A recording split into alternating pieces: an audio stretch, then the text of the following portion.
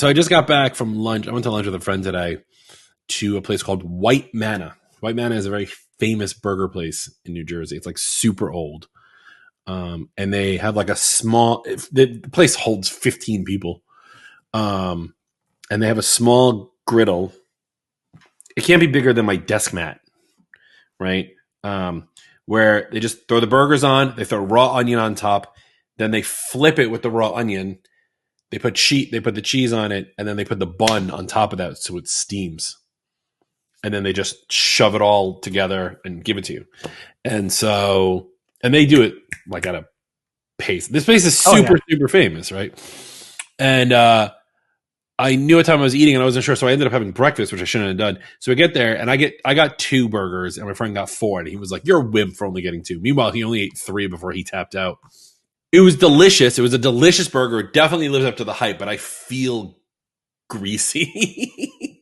Like, I had a perfect view too. Like, I was like, because we went there at 11:30 in the morning before I got crazy busy. By the time we left at 12:30, there was a line out the door, and people are coming in and they're picking up orders to go. I mean, some dude came in with got a box this big, just filled with burgers, which, like, having eaten one, I've never eaten there. This is my first experience there, and having eaten it there, like, you have to have it fresh. Otherwise, as soon as you get home, like, or wherever you're going, I'm assuming he's going back to work, it's got to be disgusting.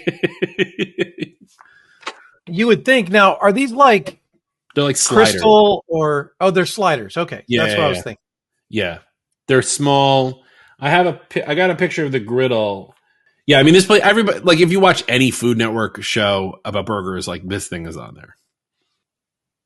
I love how people rip it apart. The price was overpriced for a slice of tiny meat and buns. It was $2 a burger for onions and pickles on like a potato bun. Like, and for the translation, that's probably $1 in North Carolina dollars. Yeah. You know what's really funny is there's a McDonald's across the street. My friend was like, "Let's go get some nugs." I was like, "No."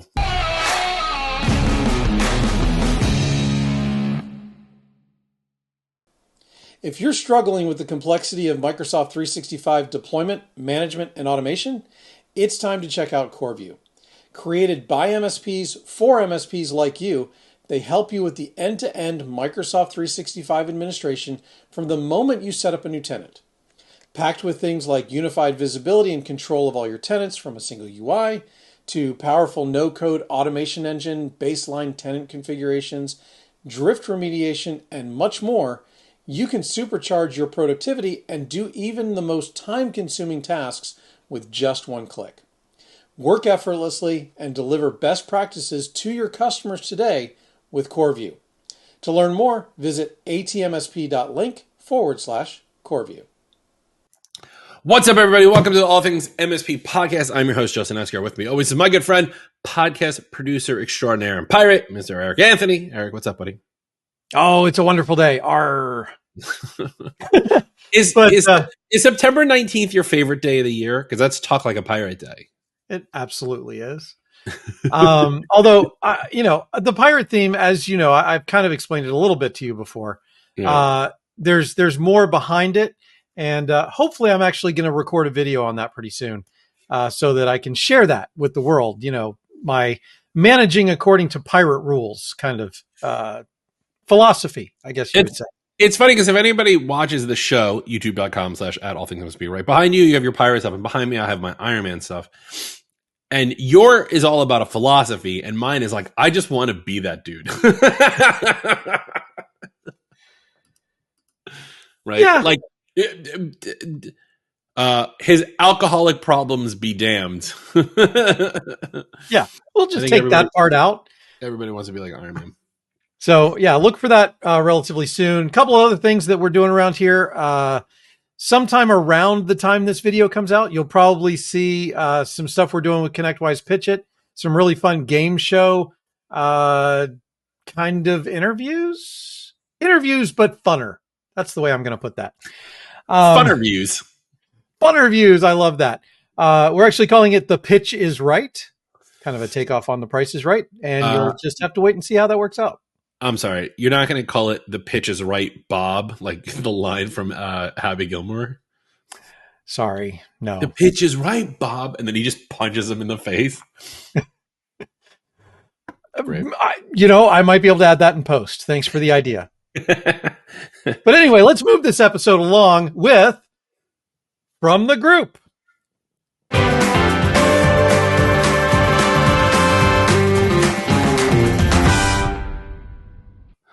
The freezing part is what kills me the most. I know.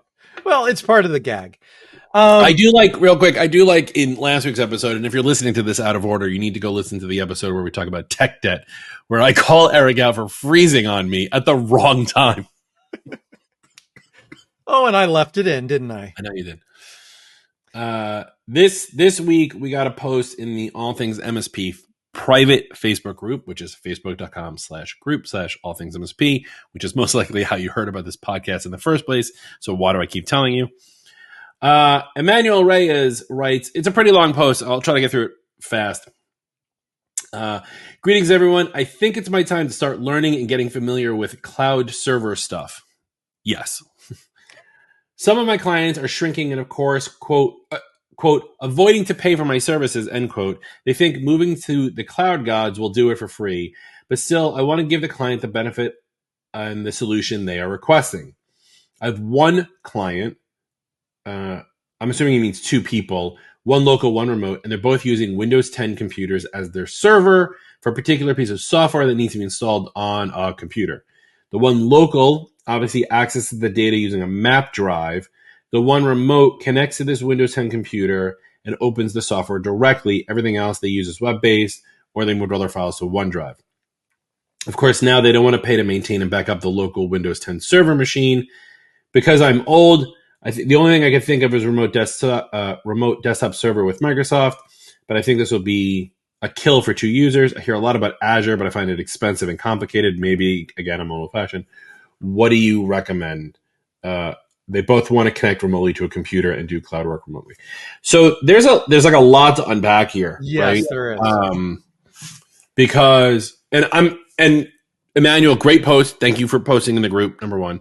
And if I go on the wrong tangent here, I apologize. I'm trying to extrapolate a little bit here. So, but what this sounds like is the server computer, no matter what it's running, is running some sort of database that the two users are trying to connect to. Now, I don't understand why. And I was reading some of the comments, and even the comments don't make it really clear, like why the local user is connecting via a mapped drive, but the remote person is using, what do you say, connecting to the software. They're just directly. connecting remotely into the machine that the software is on. Right, so they're probably using like RDP or something like that, right? Something like that, or some other, go to my PC or whatever. But right. I mean, so let's, for example, because I think this is a good example across the board for this type of application, let's just say QuickBooks. Sure, that's a good one. Yeah. Database on the server, you got to access it. Database application requires a database application server to be running on the machine to be able to access it as a map drive. So that's a good example for this scenario. Now, there's two solutions for that specific use case.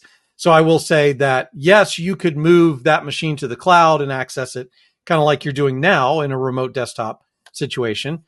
Or there are hosting companies out there that will host QuickBooks for you on the web and handle all of the idiosyncrasies that come with hosting QuickBooks in the cloud. Yeah. So there's the other thing is, and because I do this for a couple of clients, and it's really interesting when I say, hey, we're going to move your QuickBooks to the cloud. They go, I don't want to do QuickBooks Online. And I'm like, QuickBooks Online and QuickBooks and online QuickBooks are two different products, right? QuickBooks Online is Intuit's online web version of QuickBooks. QuickBooks in the cloud is hosted QuickBooks in the cloud. And the idea is that whoever's hosting it would be backing up the server and stuff like that. I'll tell you why I don't like hosted QuickBooks in the cloud, and only because we got burned for a client of ours. Their server died, and they couldn't get their data back for like 2 weeks. Like the hosting company did not get their data back for 2 weeks, and it was not good. Granted, I don't think that company's in business anymore, so whatever. And your mileage may vary. Read all of their paperwork and their terms and conditions and such. But yes, it's a great example. The other thing I was thinking about was, if it's not something that is so common like QuickBooks, let's say it is some weird database solution that is custom for this particular client, you could always go with, and there's Chaloris and Sandler Partners both have partners who do this. You can go with desktop as a service, right? Yeah. Something to that effect, like Nerdio. Like Nerdio, yeah. Oddly enough, I think Sprint has a service that does DaaS as well. But the idea is that the server, in this case, is your desktop in the cloud, and your clients can either A, log directly into that, or B, use their computer and connect to that. And the nice thing is you don't have to worry about that server, right? You don't have to worry about that desktop that's in the cloud, because companies like Nerdio and whoever else that does DaaS would maintain the architecture, the infrastructure, whatever it is. Now, do read all of the requirements and the notes there, because a lot of those times, not always is backup included. Right? Well, and in my opinion, you should be using third-party backup. You should not depend on the same company that's hosting it to back it up. Absolutely. But here's because he wrote in his post something about they don't want to pay. Yeah, of course, now they don't want to pay for maintaining and backing up the local machine. They're going to pay for backup somehow. And if they're not going to pay for backup, honestly, Emmanuel, walk away from them. Because you don't want to take that risk. You don't want to take that risk. Exactly. Right. So you could move them to a cloud base. Again, the one thing he doesn't talk about in any of the comments, and I apologize for this, is that it doesn't say what is running on, what the software is that's running. But there are some good comments about use remote services. Parallels and Citrix are two solutions, kind of similar. Like we talked about, do a VM. You could do an Azure Windows VM. That's another one, but then you're going to be maintaining it and doing all this stuff. At which point, if they're saying that they don't want to pay for maintenance and they want to pay for backup, you're not going to win them over on that one either. So I think it really depends on what the service is, but there are a lot of different ways you can support them and keep them going. And if, to be honest, if you do a desktop in the as a service, use a company like Chaloris and Sandler and Partners, sign them up for it, and then when they say to you, "I don't want to work with you anymore. I'm just going to use this desktop as a service," you still make a couple pennies on the recurring, because that's what Chaloris and Sandler and Partners do for you. Yeah. So, there is one thing that I want to address, it not just in the original post, but there's also comments about it as well, and that is the cost of cloud. While yes, there are maybe what some people would call hidden costs to the cloud, like if you're reselling Microsoft 365 and not adding on a management fee, you need to be, because if you're managing it for them, you're spending labor hours. And so those are valuable, and you're going to lose money if you're not charging for that. And they need to understand that just because they're paying for a Microsoft 365 license doesn't mean it's going to work, doesn't mean it's going to be secure. Now, there's also some data out of CompTIA, and I don't remember the exact numbers, but I can give you directionally. Most people have found that moving to the cloud overall reduces cost, especially for the MSP, because you are no longer maintaining infrastructure. Now, the bad side of that, the risky side of that, is you are losing a degree of control, which is why I always recommend, if you are putting the responsibility for the infrastructure in somebody else's hands, you need to maintain responsibility for the backup. And the only way you can do that is by having a third party. So now you can spread your risk, spread your liability out over two companies and say, well, I did my due diligence and I protected you by selecting a good vendor here, selecting a good vendor here. And if they both went belly up, you don't have a lot of control over that. Right. And also make sure that your contract covers you for upstream providers, because in the case of my client whose QuickBooks data got hosed, yes, we did have backup, that's great. But if we didn't, we recommended that company to our client. I mean, granted, it was 6-7 years ago, but we recommended that company. In theory, if they lost all of their data, my client could have sued us for recommending them. Right? I mean, you sue anybody for anything, right? But we have a contract that says third-party providers are not warranted by us because we don't own them. Yep. So make sure you have something in place. So there's a couple things you can do here, Emmanuel, and there's a couple of things I'd just be a little bit weary on.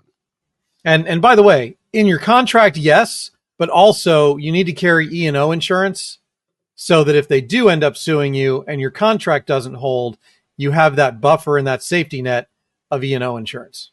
Yeah. Well, Emmanuel, thanks for writing into the group. Much appreciated. We hope we put you in the right direction. Of course, if you have any questions, please reach out to Eric and I. And that's from the group.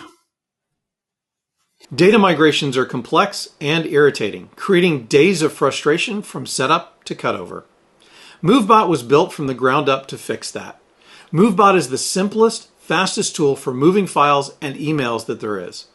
Fully hosted with no infrastructure, no virtual machines, none of that craziness. Sign up, connect, scan, and you'll be moving data in minutes. Move data like a pro at atmsp.link/MoveBot. Dude, we have a guest today. I love it when we have a guest. Yes, I always say that. I have like weird taglines on this show, having been only 60 episodes in. At some point when we get to episode 400, and I'm still saying we'll do better next time, someone needs to call me out on that. But it'll just make it easier for me to replace you with an AI later. I'm never replaceable. We do have a guest. Mr. Shaun Spencer is with us. What's up, dude? Bring him up. Hey, there you go. What's going on? What's going on, gentlemen? Shaun, for those who don't know you, welcome to the All Things MSP podcast. Give everybody like a 2-minute rundown on like who you are, what you're about. And I know you pretty well. How fast can you do a 100-meter sprint? Right now, it'll take me about 2 weeks. But in my prime, I was right around 10.4 seconds. Jesus Christ. Yeah. That's fast. But I was also a long jumper, so I only did that. I was only doing that just to be a long jumper. Yeah. So if you do jumps, you have to run. I hate running, whatever. Yeah, so let everyone know about who you are and what you're about, and then we'll kind of get into everything else. Okay. Well, I'm a executive performance coach. So previously I was working with athletes, and then just as COVID arrived, I started focusing more on business professionals because a lot of my clients were business owners, pharmacists, wealth advisors, things like that. So, of course, during COVID, we ended up having to do a lot more mental than physical elements. So that was a thing. In my past, former professional track athlete, track and field, basketball player, coached, trainer of 20, almost 26 years now. Internationally work with people within Saudi, Dubai, still have clients there. And just kind of been mixed around the board. I'm sure Justin has a couple funny stories that he's dying to tell. No, not for this show. On this show, we're very serious. There's no fun having on the All Things MSP podcast. I'm kidding. Yeah, I didn't believe it. Well, thanks for being here, man. It's good to see you again.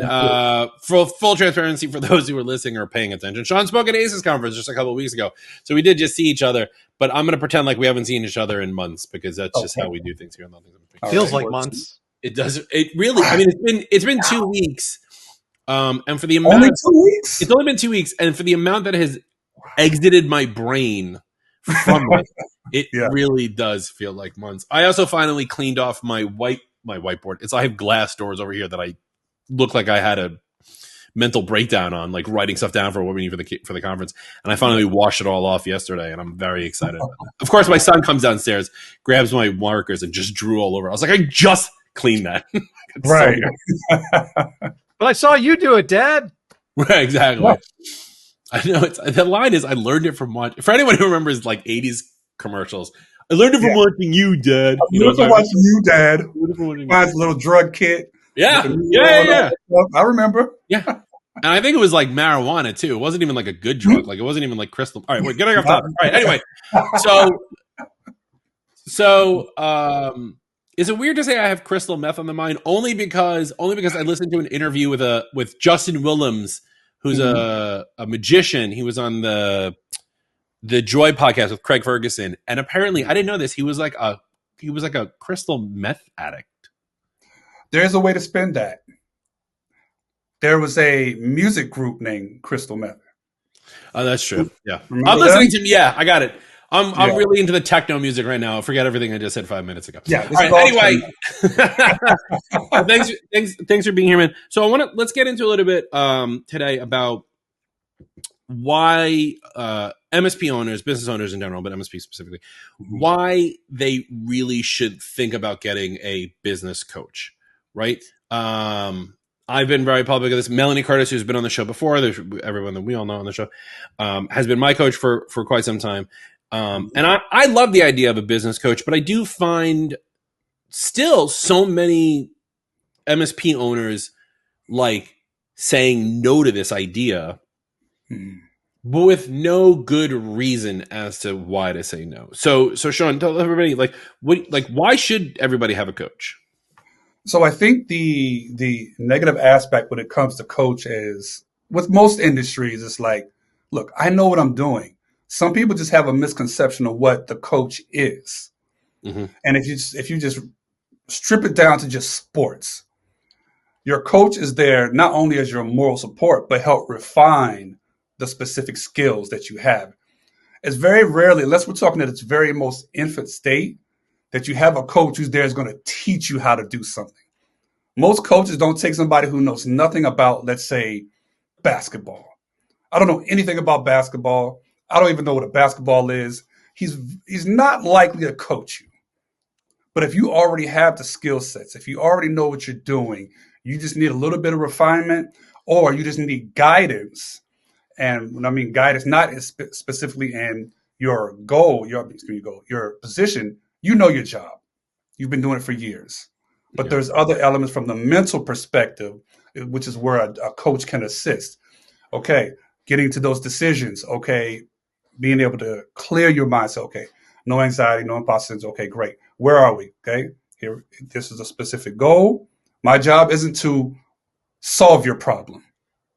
My job is to assist you and guiding you towards that solution so that you solve it yourself. Right. So that's more of the benefits of a business coach, whether it be just wrapped around anxiety, or if we're talking about just your standard executive coach, where we're talking about, okay, within a specific niche, we're talking IT consulting, we're talking real estate, whatever it may be. So it's general.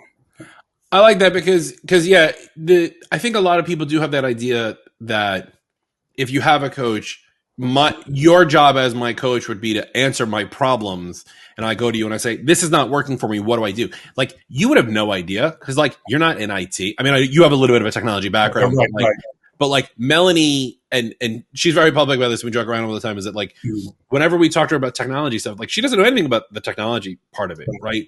Mm-hmm. But still can act functionally as a coach, because what I think a lot of MSP owners don't realize is the problems that you're having. Mm-hmm. Yeah, you could have a two-factor authentication problem. Yeah, you could have a problem with, an upstream provider. But the business problems that you're having, when you break them down to their rawest elements, are probably the same problems that, other business owners that are not in IT are also having, right? Right. Yeah, I 100% agree. And it's it's one of those things that there's very few things at its core is new under the sun. There are things that have been created that are based off of things that are a new concept. But essentially, yes, as that coach, I'm not here to, I'm not here, our coaches are not here. We're not here to tell you how you do the job. We're not therapists either. A coach is a partner. We walk with you. We help you through these specific challenges, whatever they may be.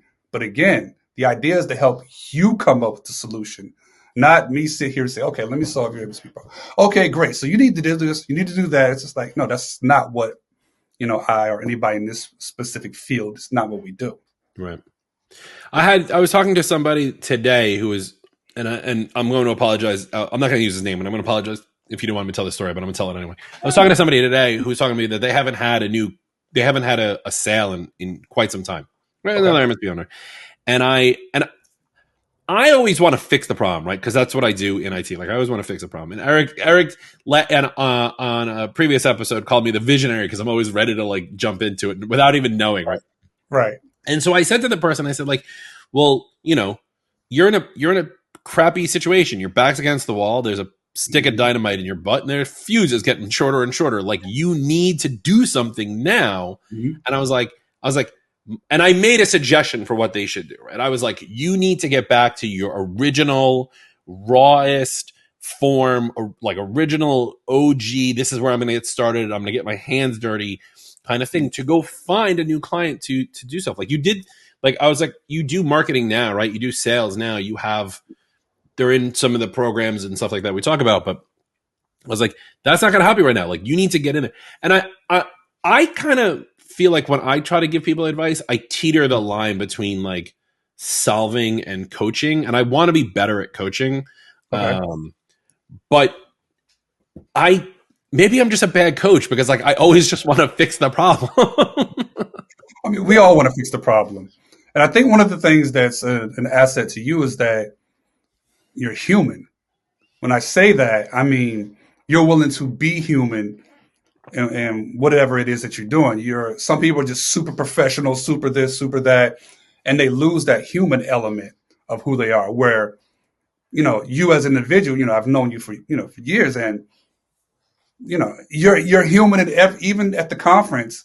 Okay, yeah, we're business, but in the next second, dude, okay, what are we doing? All right, where are we going to eat? Where are we going to? You still maintain that human element, which is why people can relate and that are comfortable talking to you. Yeah. You can be serious in this moment. You can be funny. You can be compassionate. Those are elements of a coach.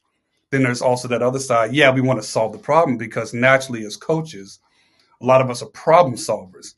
We can't resist a challenge. I mean, that's part of being in the IT world, IT consulting. Is like, we cannot resist a challenge. And a lot of times we can see the end goal, and we're solution oriented. Well, and that's where I believe a coach really comes in, because in my opinion, a coach serves two functions, right? One is for accountability. Yes. The second one is to help you build that roadmap from where you are to where you want to be. Mm-hmm. And you can't often do that yourself because you already have a vision of what that journey looks like. You have a predisposed idea of what that idea looks like. And you have to have outside eyes, outside feelings, outside human to see the other possibilities that might help you get there. Not necessarily faster, but better. Yes. Absolutely. So I'll take this back to the speech I had with you guys when I talked about my athlete, Jason, the triple jumper. Great guy, great kid, but he needed a coach. He was talented, but he needed someone to say, okay, your jump was great. Your knee, your drive knee was a little bit low. Trail leg was lagging. As you're going in to stick your landing, bring the knees up a little bit higher. You're dragging them. You're not executing. Like, you're missing these small elements that he cannot see because he is in motion. He's performing. He's doing what he does. So again, to the business world, same thing. You're in your element. You're doing what you're doing, but your coach is on that left side or right side. And it's like, okay, hey, that was great. Great job. There were a few elements, if you don't mind, I bring that you may have missed out on. And again, you bring it to their attention, not, okay, let me fix your issue. So, yeah, it's like an alignment thing more than anything else. I was thinking about that because, like, as an outsider, and I think, again, this is where MSP owners specifically shun the idea of a coach is because, like, if you bring in someone who's an outsider and they're here to tell you, like, change this, change that a little bit, just they're looking at it going, like, well, what do you know about what I do? And the fact of the matter is, like, when it comes to, like, you don't need a coach to tell you how to fix a Windows computer. You have that skill, right? That's your job as the MSP. What you might need help with is, like, hey, I'm having a hard time, figuring out how to tell my clients I want to increase my prices. Or, hey, I'm having a hard time trying to figure out how to, like, communicate better with my vendors so they understand I'm serious when I tell them that I want a cheaper price from their service or whatever it is, even though they say, no, you're in a 2-year contract. Like, those pieces are where the coaches come in. That business side, and that's both, like, I think from a coach perspective, you have both the internal business and, like, the business development side of it, because when you're fixing those small things, hey, bring your knees up a little bit higher. Hey, stop dragging your foot there. Right. The overall thing gets a lot better. And now you get to not only coach them on what to do on those little things, if you take a macro level and say, hey, your jump is so good, maybe we should think about entering you into, XYZ.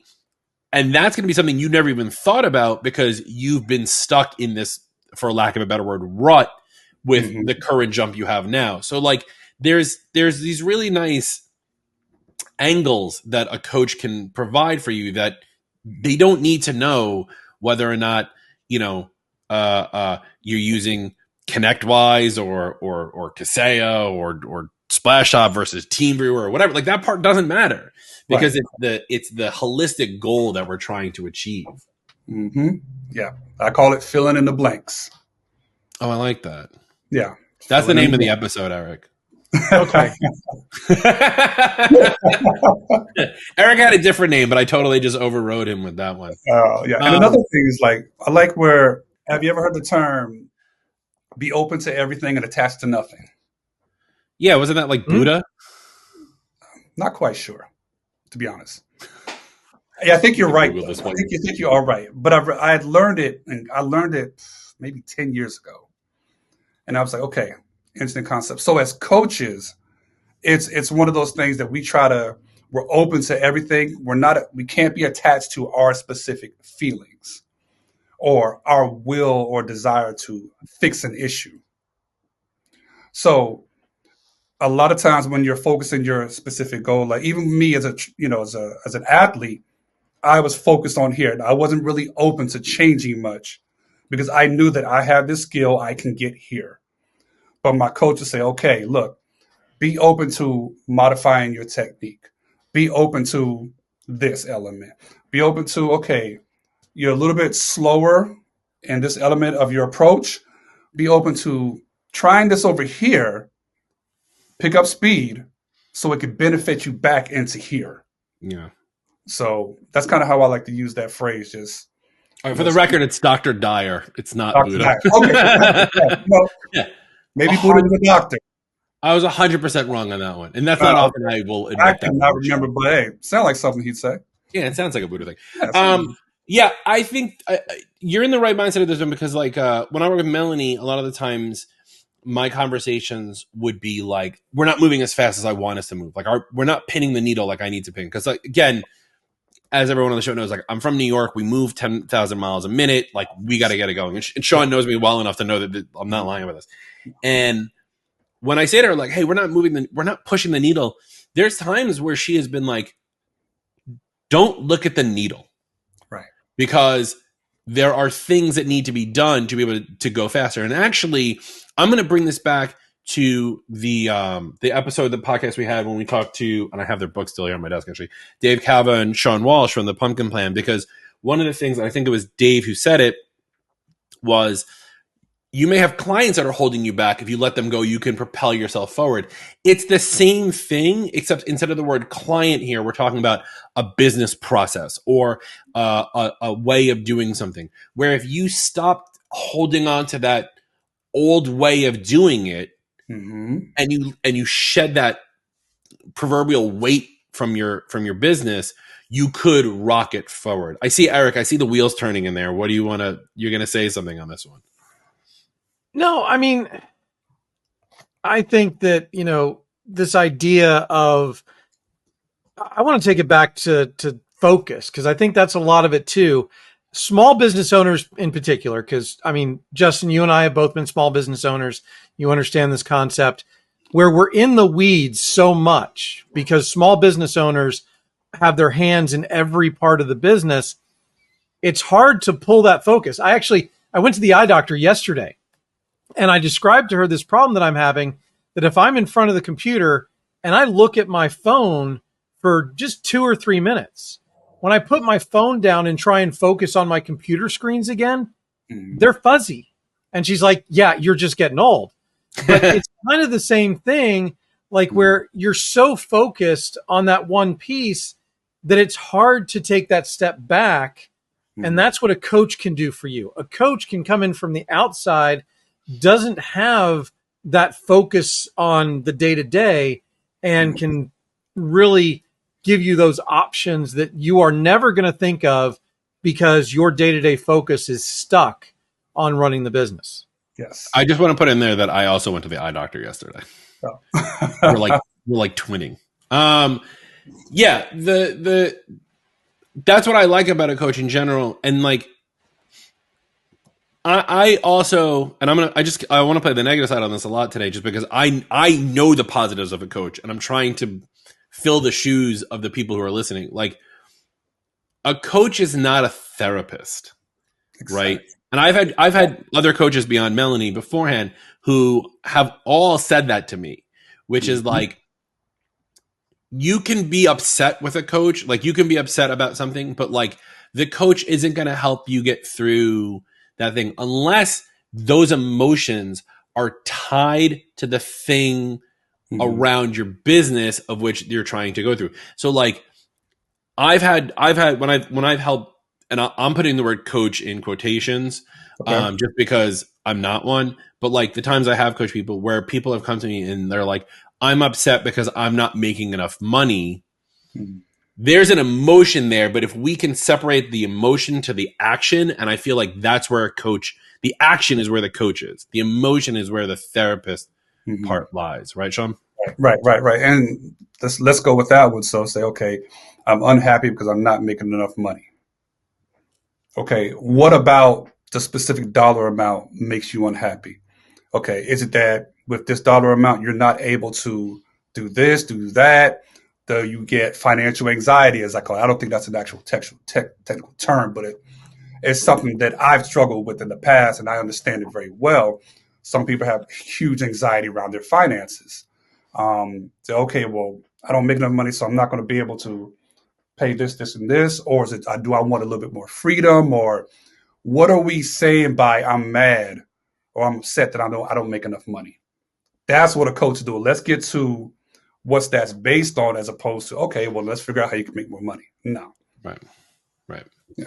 These are all good things, and I think everybody should have a coach. I know we're out of time just because we keep short episodes because we want people to listen to this in the car and get stuff done. Shaun, where can people reach out to you? And if someone wants to work with you, are you up to that? Let everyone know. Okay. Find me on LinkedIn. Instagram, of course. I have a lot of stuff up there. Those are the quick ways. If you want to shoot me an email, it's info@ShaunJSpencer.com. My website is the same. It's my name, ShaunJSpencer.com. And definitely feel free to reach out. Again, I specialize in, like I said, I'm a coach, not a therapist. So I specialize in, anxiety relief, imposter syndrome, self-esteem, confidence, procrastination, making those important decisions, and just an overall great coach for, especially within the business world. Yeah. Awesome. Thanks so much, Shaun. Much appreciated. Awesome. Thank you.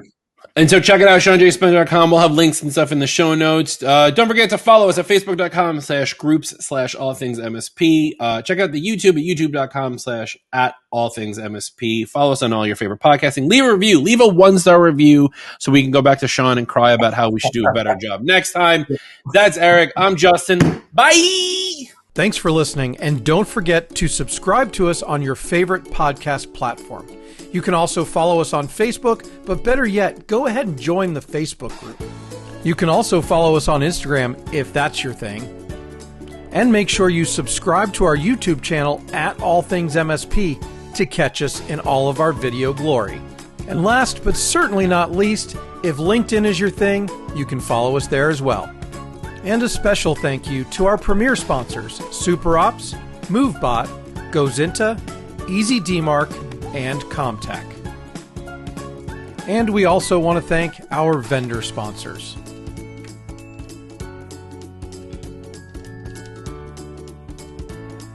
The All Things MSP podcast is a BizPow LLC production.